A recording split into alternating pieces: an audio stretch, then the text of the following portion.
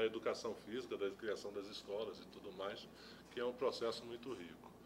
Mas dessa história da Bahia, do basquete na Bahia, ela me trouxe algumas lições extremamente importantes de ser colocadas, né? E eu vou colocar esse trabalho à disposição do grupo e tal, para que eles possam, né, estar explorando, né, inclusive a forma, né, como foi construído esse trabalho.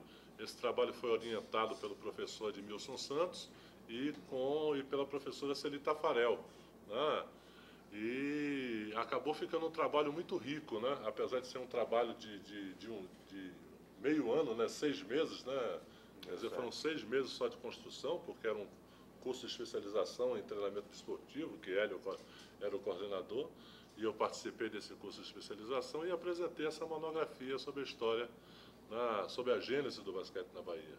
Então foi um trabalho para mim muito gratificante e tem detalhes disso que conta a história de pessoas que viveram na década de 30 na Bahia, né? E a gente só começa a ouvir falar de esporte, quer dizer, nós basqueteiros, né? O Rogel também joga basquete com a gente e tal, né? A gente não conhece essa história. E na hora que eu ouvi os relatos dessas pessoas, para mim foi assim, né? Nossa, eu nunca tinha ouvido falar, né, de Irará no basquete. E o Ulisses Graça, hoje com 82 anos, né, ele fez um relato para a gente mostrando que em Irará, quer dizer, uma cidade pequena aqui, não devia ter mais do que 2.000 habitantes na época, né, e tinha basquete, né, tá? Então são coisas que são fragmentos, né, que a gente vai tentando recuperar e que dão para a gente uma noção, né, de como era rico, né, essa prática esportiva, tá, dentro das escolas como um todo, das escolas públicas principalmente, que tinham um incentivo muito grande para isso. Tá? Apesar da gente não ter uma escola de educação física, apesar de não ter um curso de educação física, mas você tinha a prática da educação física e do esporte muito, muito, muito difundida, né, dentro dessas escolas e tal.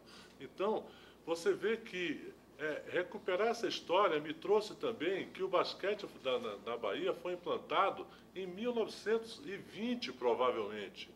Não foi possível chegar a uma conclusão exata, né? Nenhuma pessoa que tivesse trazido, né? Como é comum na história, você sempre depositar os créditos a um determinado sujeito que teve a ideia, que trouxe e tal, né?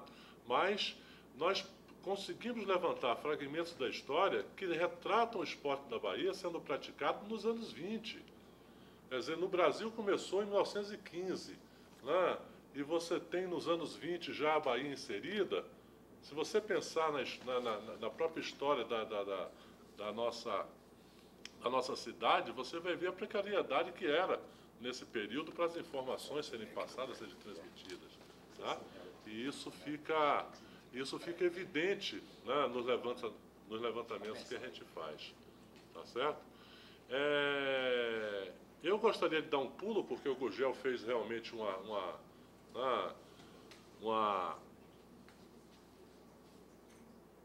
recuperação desse período histórico todo aí, dos anos 40 aos anos 80 e tal, né?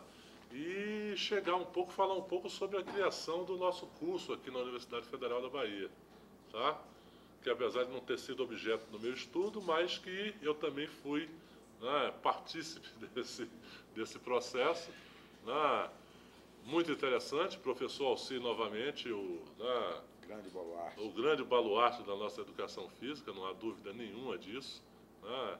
Ele foi convidado, né, pelo reitor para trazer, né, para implantar a educação física, prática desportiva, que já era uma prática esportiva obrigatória para todos os cursos superiores, né? Estava sendo implantada a educação física obrigatória, e a UFBA precisava implantar essa atividade, né, vamos chamar assim, né, porque não era uma disciplina ainda, né, era uma atividade de prática desportiva no nível superior. E o Alci se liga à Superintendência Estudantil, cria um departamento de educação física dentro da Superintendência Estudantil, né? Que era dirigido por João Alfredo Quadros. Dirigida por que João era um Alfredo professor Quadros, leigo. que era um professor leigo, né?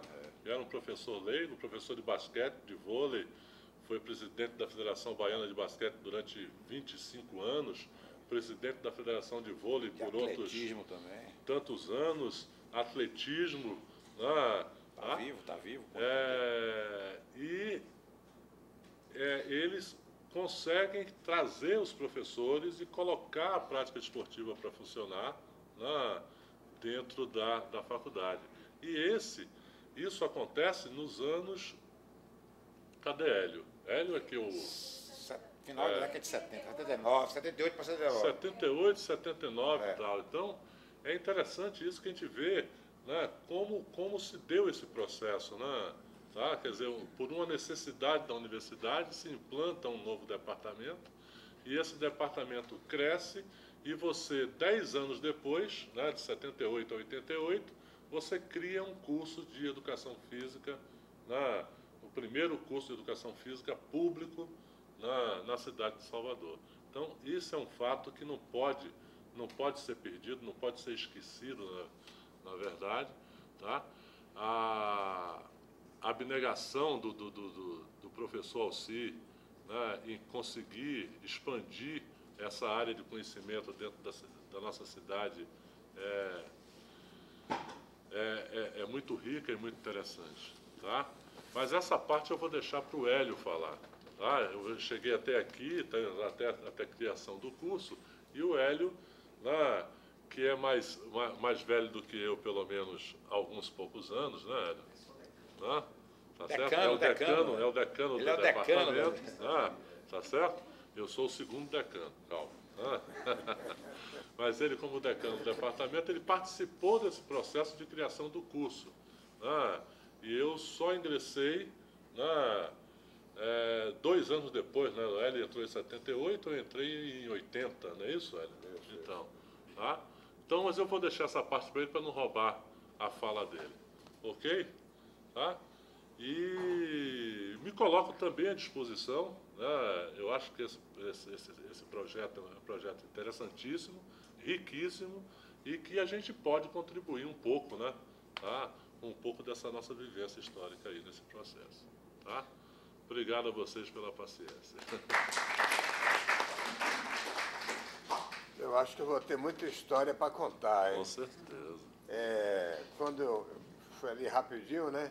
A professora Cecília falou assim, fale alguma coisa sobre o atletismo. Aí, se falar do atletismo, falar da Escola de Educação Física, vai ser muita história para contar. Mas eu acho que, sobre a história da educação física, eu acho que já vi que tem algumas mesas aqui com o professor Alci, professor Ney, né? Que vai tratar mais especificamente disso aí. Eu acho que durante a nossa participação, a participação de vocês aqui nessa mesa, né? Com questionamentos e alguns comentários, etc., nós poderemos tratar um pouco disso. Aí eu vou me prender um pouco mais no atletismo, então, nesse momento, porque até foi um assunto que eu abordei isso na sala de aula hoje, né?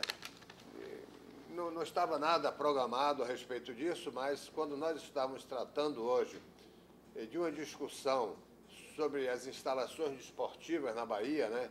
E também na UFBA, tudo começou porque estavam tratando do centro de esporte da UFBA, né? E essa discussão avançou, como não poderia deixar de ser, para Salvador, para a Bahia como um todo, né? Dentro das condições, até mesmo porque alguns também presentes nessa aula de hoje do treinamento esportivo, uma aluna, Fernanda, tinha chegado de Brasília e impressionada com as instalações desportivas da própria UNB e das propostas de outras unidades brasileiras sobre essas instalações desportivas. E aí, fazendo uma comparação com as nossas instalações esportivas, ela usou um termo assim, dizendo assim que estava meio chateada com isso, né, se eu posso dizer a respeito assim do termo. Aí, por conta disso, eu estava na minha mão 4 artigos pequenos artigos que eu escrevi para o jornal à tarde, na década de 80, onde também existia uma efervescência muito grande das corridas de rua na Bahia e do atletismo na Bahia. Esse atletismo na Bahia que chegou a estar sempre entre os 6 primeiros do Brasil, em alguns momentos entre os 4 primeiros do Brasil. Num trabalho aqui, eu posso citar alguns nomes, eu presente, o professor Fernão Dias Ramalho Sampaio, um outro grande baluarte, João Alfredo Soares de Quadro, à frente da federação,